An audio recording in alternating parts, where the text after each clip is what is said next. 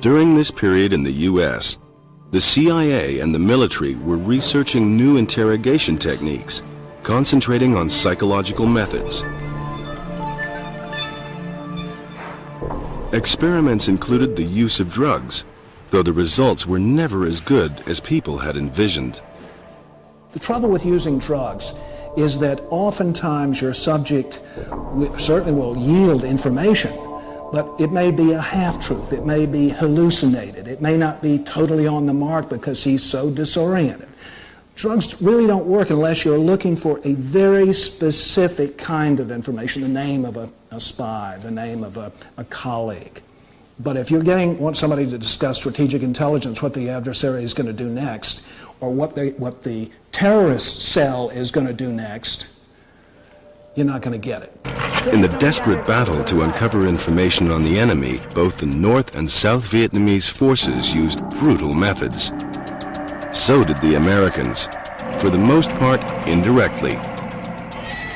Oftentimes the Americans would threaten, for instance, to turn a Viet Cong cadre over to our South Vietnamese allies and close their eyes and turn our backs, knowing that the communists would think, well, I'm going to be tortured.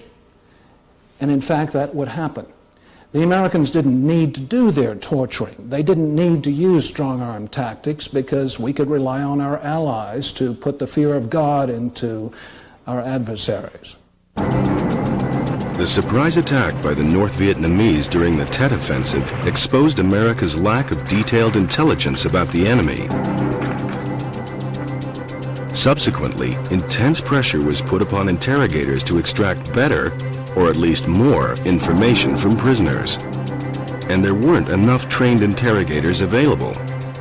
Oftentimes, because we were using not experts to do the interrogations in the field, but people seconded from the U.S. military, we would use the worst kind of tactics. They would be beaten up, they would be tormented. Well, if you put somebody under that kind of pressure, what he's going to tell you is whatever will relieve the pain.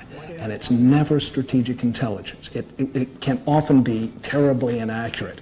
And as time went on, we began to discover that many of the reports that had been generated during that post-Tet period were inaccurate.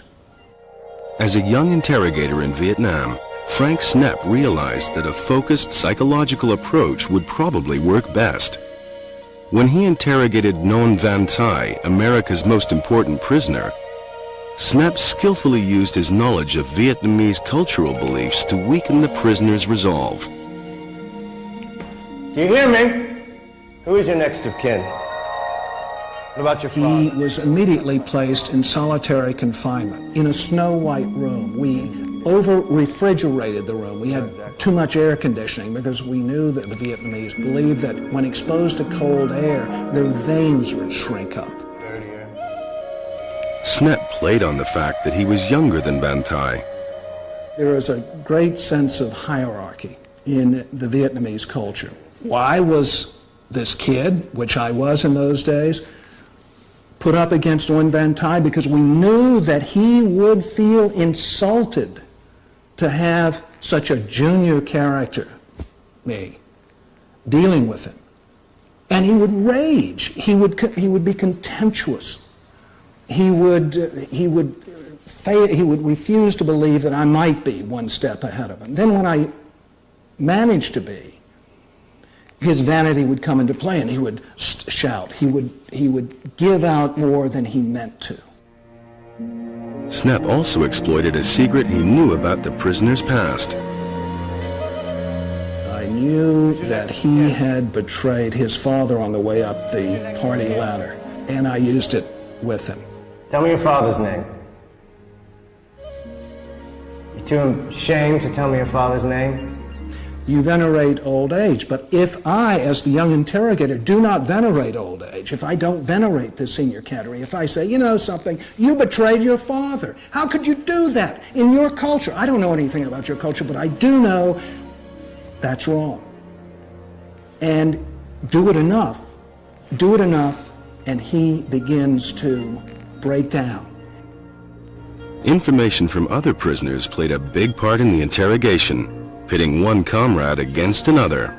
I was interrogating at one point, when I had him under my lens, 8 other communist cadre, many of them from the same territory, from the same political elements. And so I would go into one interrogation, pick up a little bit here, take it into his interrogation, play it back to him, lead him to believe that one of his colleagues, one of his comrades was giving away much more than he actually was. That was a major element in my approach to this guy.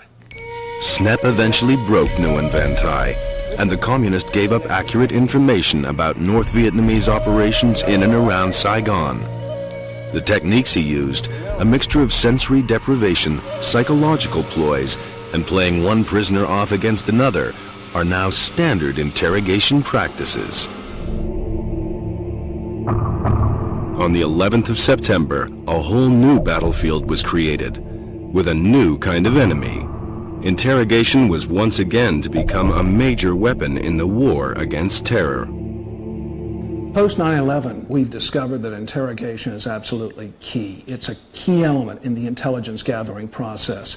We have yet to develop really good penetration networks inside the terrorist cells. So when you nab a top-ranking terrorist, number 2 and number 3 in Al-Qaeda, you've got to immediately begin applying interrogation technique. This is the notorious Camp X-Ray, Guantanamo Bay, Cuba.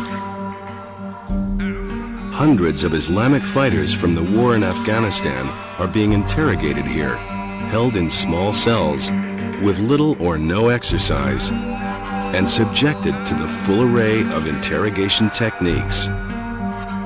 Sensory deprivation is one of the favorites today. Putting somebody in a snow-white room, turning on the lights, turning up the air conditioning, serving his meals at different times, insulting him.